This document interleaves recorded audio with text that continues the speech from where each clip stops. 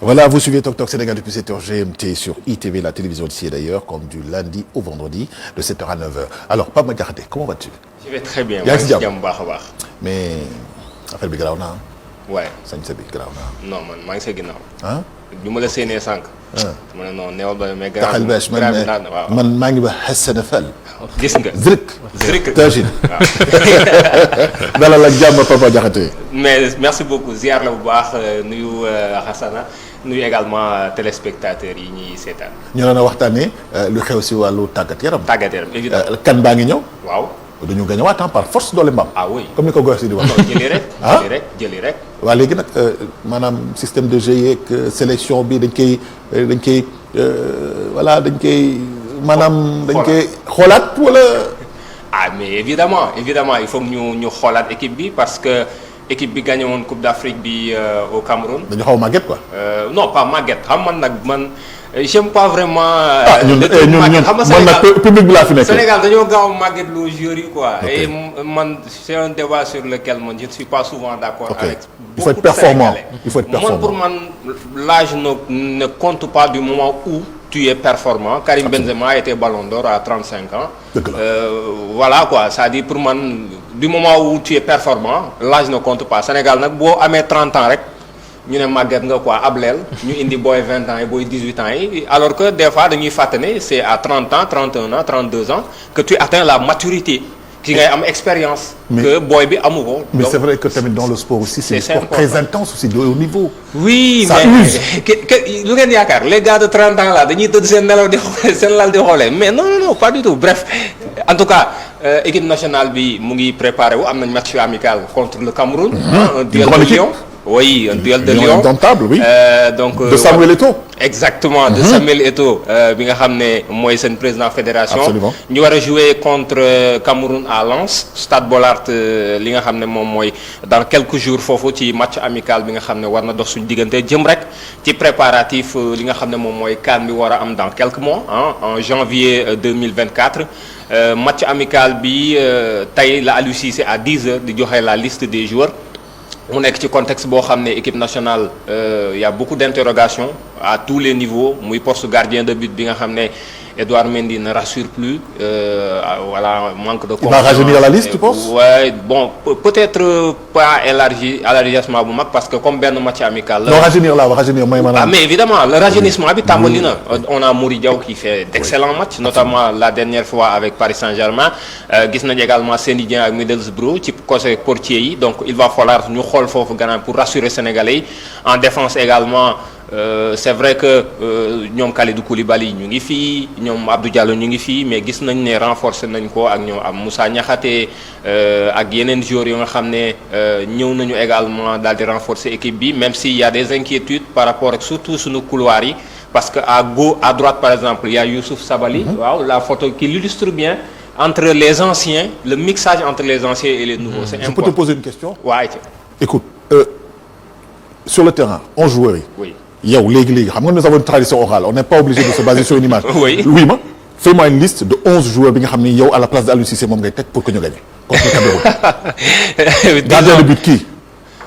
Dans les buts actuellement je mettrais Seny Dieng. Défenseur. Je mettrais Koulibaly je mettrais Moussa Niakhaté. Je mettrais Ismaël Jacob à gauche et Sabaly à droite. Milieu de terrain Sadio Mané et qui? Non Sadio attaque. Ok. Attaque bon en milieu yaa ngi may def loo yëfu sénégalais nag. entraîneur bon je vais mettre Gana Gueye. Pour son expérience. C'est le premier. Je vais mettre Nampalys Mendy pour son impact et sa facilité et après je mettrai Pape Matar Sarr. Attaquant? Je mettrai Sadio Mané. Je mettrai Ismaïla Sarr et je mettrai Boulaye Dia. Super. Pourquoi? Parce que équipe bi ñu ci ëpp ils étaient là à la CAN. et ba léegi jàpp naa ne ils sont performants. ñi nga xam ne titulaire wu ñu woon te ci diggante bi ñëw nañ Moussa Niakhaté actuellement il est indiscutable tey il est plus performant que Abdou Diallo il joue dans un championnat plus régulier plus physique plus intense. muy Angleterre alors que le Qatar. À gauche Ismaël Jacob parce que défensivement il est bon. Il a cette formation allemande là en plus offensivement il apporte beaucoup te am na benn complicité buy dégager ci moom ak Sadio Mané dans le couloir de gauche. À droite, Sabaly, s'il n'est pas blessé, c'est le meilleur joueur de notre équipe nationale actuellement. Ça, c'est mon avis.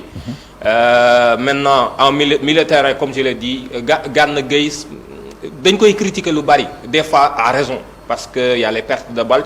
Mais pour moi, quand on a plus de 100 sélections, quand on est en équipe nationale depuis près de 8 ans, plus de 8 ans en tout cas environ, ça veut dire que tu as beaucoup d'expérience. Il a joué beaucoup de CAN, beaucoup de compétitions. Jour bu mel noonu mënuloo ko am di ko ñàkkal fayda. Sans sélection, équipe nationale yi nga xam ne am nañ des joueurs de sans sélection, c'est des joueurs respectés et qui ont du niveau, qui continuent d'avoir du niveau. Maintenant, ay Pape Matar Sarr, ils se sont imposés. Pape Matar Sarr est devenu titulaire à Tottenham et il fait de bons matchs. En attaque, c'est vrai, j'ai oublié Iliman Ndiaye. Les gens diront que j'ai oublié Iliman Ndiaye. Mais c'est des choix en fonction de ce que l'entraîneur va mettre. S'il décide de mettre 4. Mais c'est ton choix. On t'a demandé de choisir ton équipe. C'est ça en fait quoi. Mais moi, pour moi, le plus important, c'est de pouvoir faire ce mix entre les jeunes qui poussent et l'expérience de la précédente CAN. Parce que bu ñu demee ci noonu na fi pas yu jóge rek ñu indi boy yi on va faire une grosse erreur. Parce que boy yi c'est vrai ils sont bons, transition, mais l'expérience en Coupe d'Afrique ça compte. Ça compte énormément parce que Coupe d'Afrique du ay football yu rafet a koy gagné de. Rappelons-nous les dernières CAN. C'est de l'expérience, de l'impact physique, c'est des matchs souvent qui se jouent à un but et loolu jeune baax na ci certes mais le Burkina Faso à la dernière CAN avait une équipe très jeune très bonne. Mais bi mu dajeek Sénégal en demi-finale, l'expérience a compté. Donc pour moi, c'est très important. Absolument. Et dernière question par rapport aux chances du Sénégal de peut-être remporter la CAN 2024. Oui. Est-ce que cohésion équipe bi Aliou Cissé bëgg est-ce que mën na ko am ak équipe actuelle bi avec le mix entre les anciens et les nouvelles recrues? Lu mën a nekk la parce que quand même jeunes yi ñu ngi leen di. C'est réaliste, sûr? Oui, c'est réaliste parce que depuis ñu jógee CAN bi ba léegi Aliou Cissé mu ngi commencé intégrer ay jeunes am na ñu bëri ñoo xam ne génn nañ ci équipe bi parce que justement amatuñ ci woon seen place. Il y a des Moustapha Nam qui sont sortis de l'équipe, il y a Loum Ndiaye qui sont sortis de l'équipe, il y a Bouna Sarr qui n'est plus là, etc. Parce que joueurs justement dafa am ñeneen ñu fël et je pense que ni mu leen intégré depuis lors ak léegi ak cohésion d'équipe bi nga xam ne am na jour bu ñëw buñ ko interroger bu bees li ñu koy wax lan moo la njëkk a marqué mu ne cohésion esprit de famille bi nekk ci équipe bi parce que aussi il y a ces anciens là yi nga xam ne ñooy def accueil bi Sadio Mané qui est très facile maanaam très courtois avec les joueurs qui viennent. Il y a Cheikhou Kouyaté ñi nga xam ne ñooy magal équipe bi Gana Gueye nga xam ne on dit que moo gën a nekk mbalakat ci équipe bi alors qu'il fait partie des plus anciens. Donc je pense que mixage boobu ak rigueur bi nga xam ne Aliou Cissé day continuer di ko teg ci équipe bi pour man équipe bi mën na am lu bari. Maintenant ce ne sera pas facile pour cette CAN.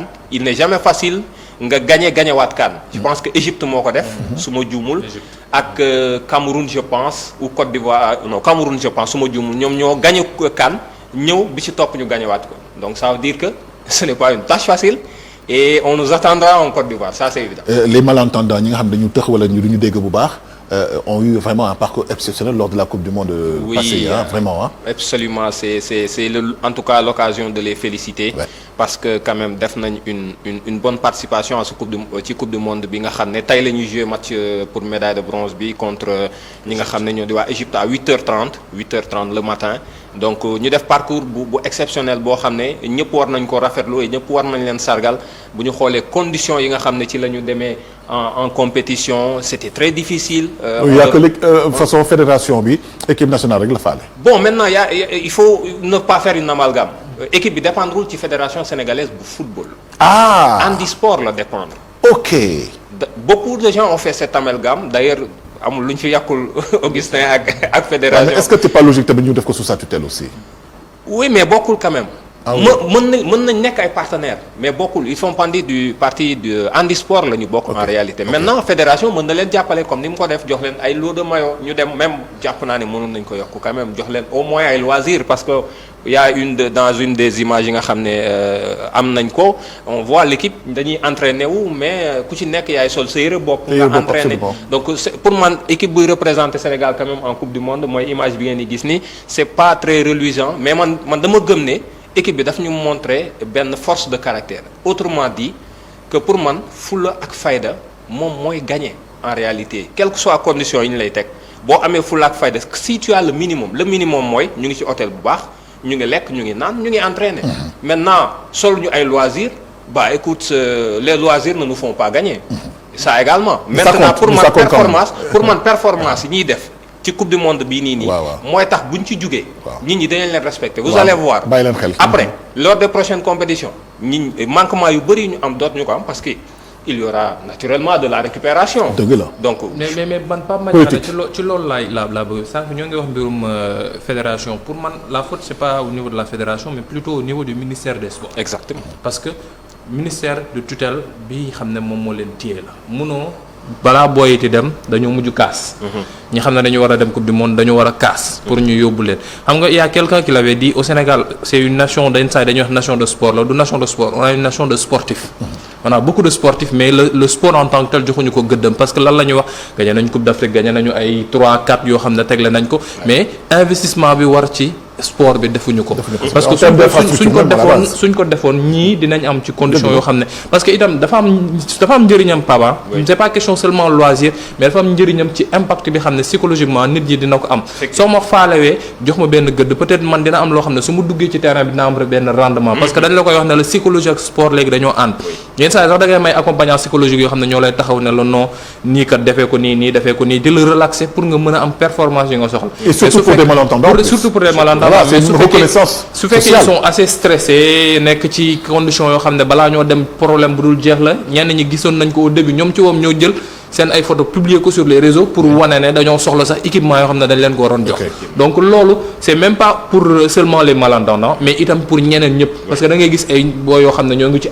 U21 petite catégorie may yu ñuy footballer yenn saa yi wala ñuy entraîner yenn saa yu kan 2014 la wala 2016 ans et c'est quelque chose boo xam ne dañ ko war a dépasser réellement pas ñu toog chaque fois di wax na non gagné nañu Sadio Mané Edouard Mendy ainsi de suite mais il faut que ñoom Sadio Mané suñu demee dafa am ñeneen ñu leen war a ñëw remplacer te ñooñu fii léegi lañ leen war a tax non effectivement li mu wax noonu la il faut que ñu respecter yëpp sportif parce que malentendants yi ñoom la ñu dégg rek mais avant ñoom équipe nationale basket bu handi sport ñoom aussi demoon nañ compétition mais amul lu ñu dajul en terme de pour mën a dem pour mën a bokk ci compétition bi on va se quitter sur une note d'humour Pape Madiakhate arbitre bi su sifflé gars yi nag la ñu déggee en fait ce débat non c'est une question sérieuse c'est une équipe nationale composée de sourds et de malentendants.